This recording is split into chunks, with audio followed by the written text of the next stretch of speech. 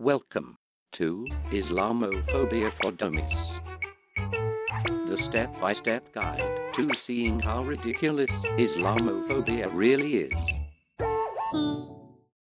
Bismillahir Rahmanir Rahim. Previously, we demonstrated the U.S. government hypocrisy of supporting Hosni Mubarak's brutal dictatorship while claiming to promote democratic values.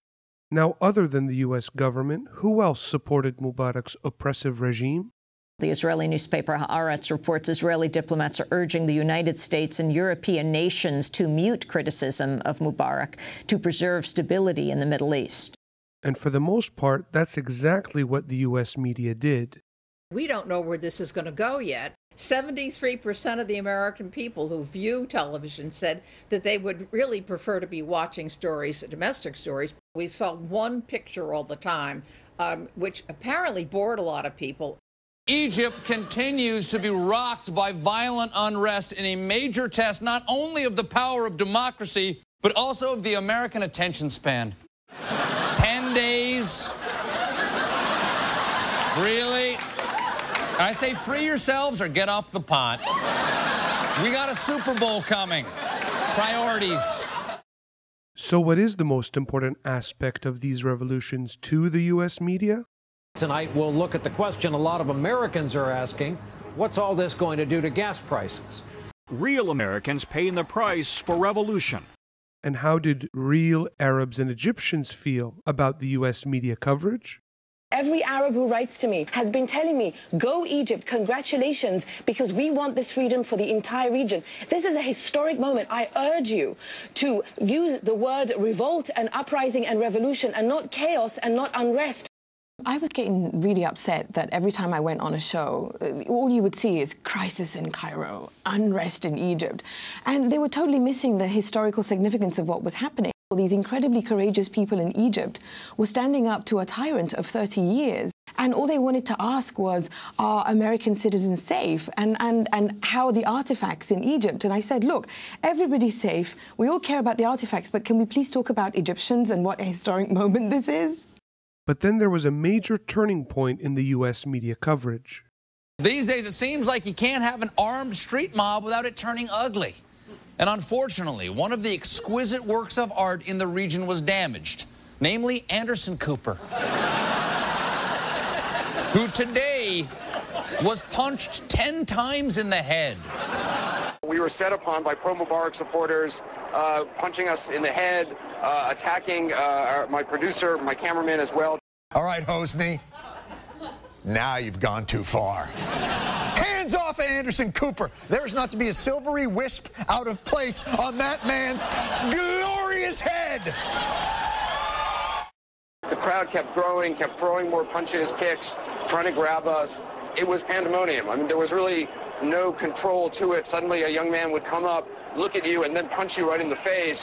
It's worse than we thought. Cairo has turned into the Jersey Shore.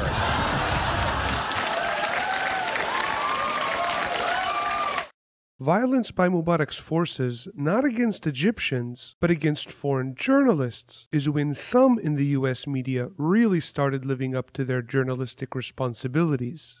As soon as I saw the Egyptian people battling in the streets, I knew that as a journalist, it was my duty to get on a plane and fly straight to the Luxor Casino in fabulous Las Vegas. No way I was going to Cairo.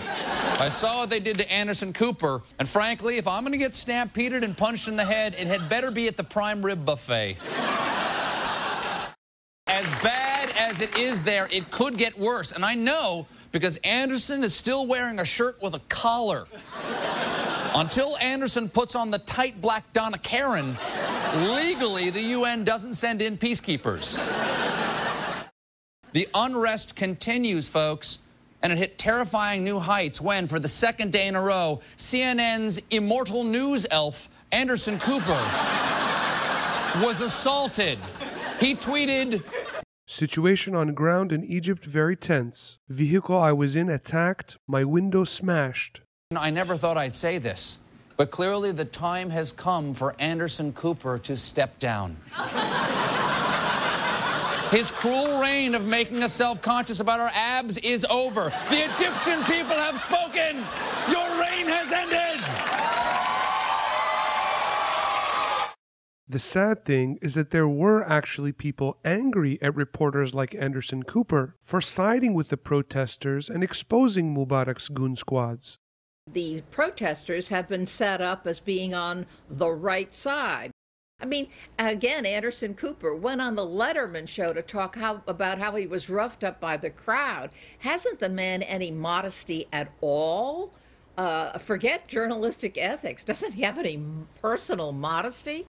When you started saying Mubarak is lying, and here's why, it actually caused controversy. Yeah, which I was really stunned by. A reporter saying, okay, here's some lies that he's telling, and here's why they're lies. Yeah. And people thought, oh, he shouldn't be doing that. It was really weird. There's some guy in the LA Times and somebody else on a couple other networks. Such as this lady on Fox News. Anderson Cooper of CNN, whose performance was really shocking. Any correspondent worth his salt knows that you shouldn't be making editorial comments, and he really became quite incoherent, accusing Mubarak of lies, and though they may be lies and probably were, it's not in his purview to say so. Doesn't Anderson Cooper know that the job of the U.S. media is to report the news, whether the news is true or not? I try not to take any political stance, but, you know, just based on facts, the guy's lying. I mean, what he's saying is just, and it's demonstrably untrue. Is that maybe just a misunderstanding that you have with modern journalism, that things that are demonstrably, they say truly outlandish and crazy things, and then you come out with, I guess you call them, what did you call them again? Facts? Facts.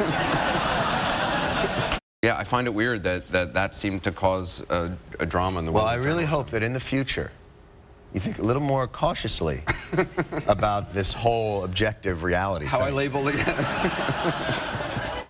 And if you thought the U.S. media's lack of objectivity was funny, wait till you see who they think should get credit for the Egyptian revolution. Perhaps more important than the outcome of these revolutions is who gets the credit. Ironically, it may have been the Bush administration and Secretary of State Condoleezza Rice's famous speech in 2005 at the American University in Cairo that launched this revolution. How on earth could anyone give credit to George Bush for the Egyptian revolution? This is all thanks to President Bush. Okay, democracy is spreading because they know if it doesn't, America's going to go in there and spread it for them. That's right, USA! USA! USA! Now let's go knock down some statues. I would argue that each of these nations is reacting to specific circumstances unique to their country. In Egypt, pent-up frustration over 30 years of corrupt rule. In Yemen... No, Bush doctrine.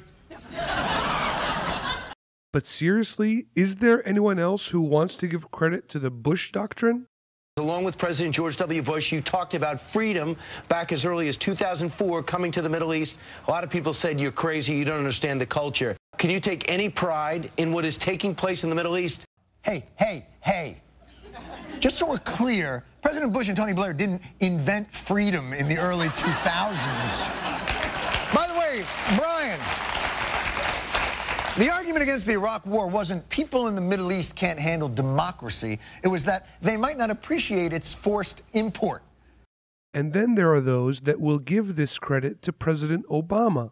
Are there any starting factors that the president sees crediting for this unrest? Jared, a starting point would be the speech in Cairo. Oh, really?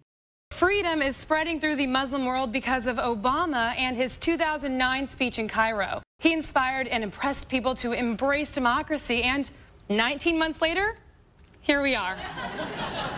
From one speech? From one Obama speech. You know how badass Obama is? To foment Middle Eastern democracy, this time he didn't even have to send our military. All Obama had to do was think Egypt and Shasha. Total Jedi. This is not the dictator you're looking for. Asif, Obama taught your people how to love. I'm not Egyptian. Well, you're something like that. I don't know. Don't make us invade you, fella.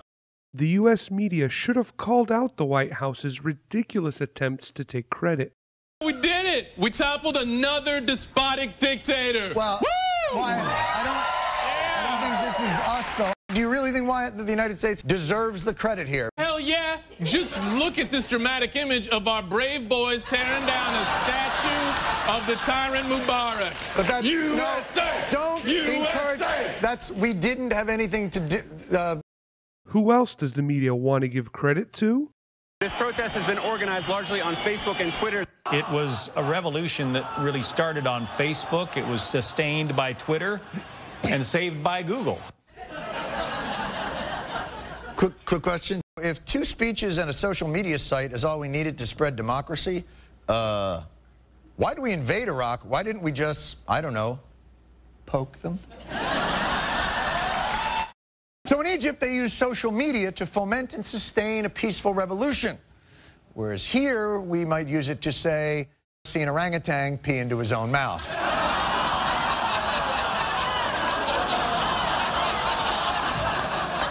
By the way,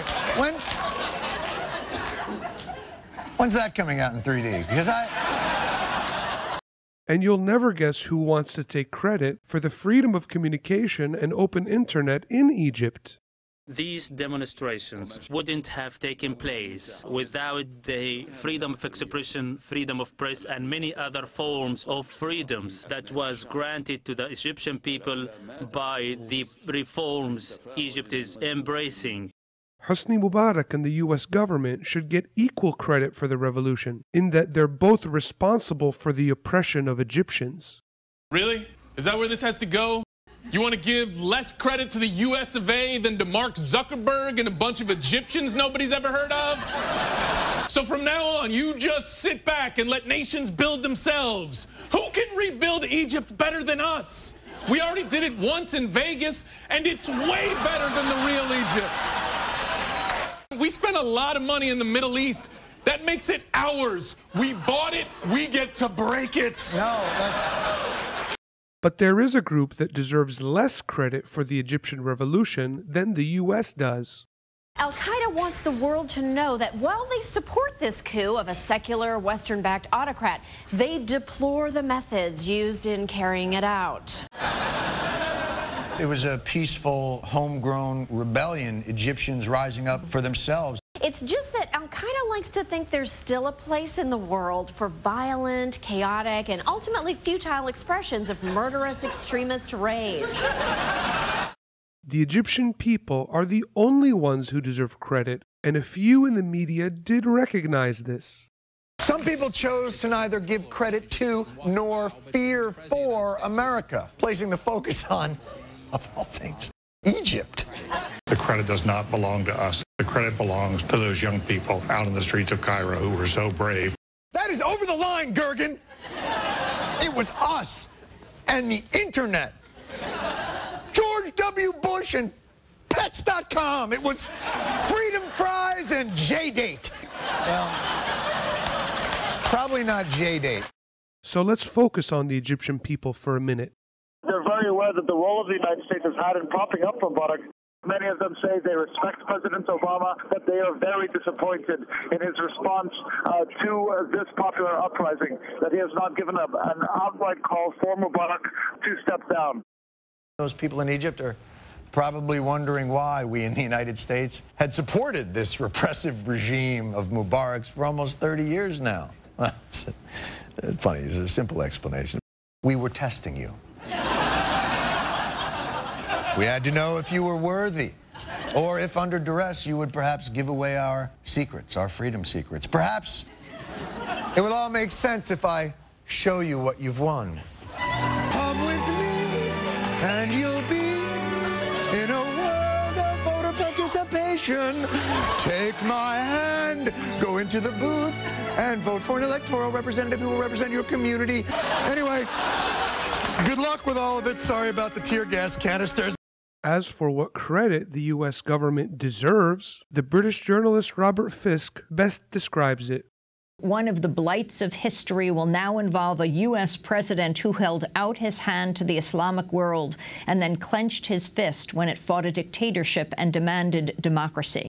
In conclusion, all the credit goes to the Egyptian people, of whom 70 million are Muslims, and not one of them blew himself up or anything? Well, there goes the bigoted efforts of decades of fear-mongering against Muslims. We sincerely hope you enjoyed this episode of Islamophobia for Dummies, and we hope to see you again next time.